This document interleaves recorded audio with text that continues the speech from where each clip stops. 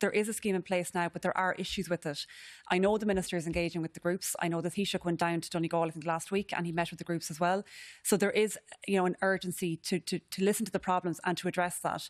And I think it's about acknowledging people are very annoyed at this 90% because they're saying it's not actually 90%. Yeah, and we can and hear then that from what people are saying. The differentiation between the schemes in the east of the country that were 100% funded versus the scheme in the west of the country that isn't.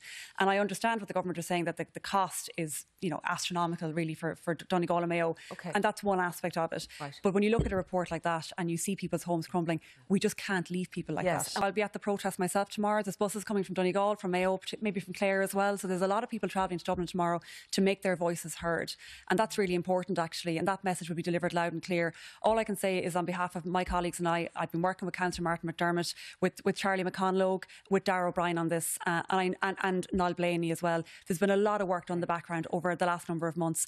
And I do think something will happen, and it needs to happen very quickly.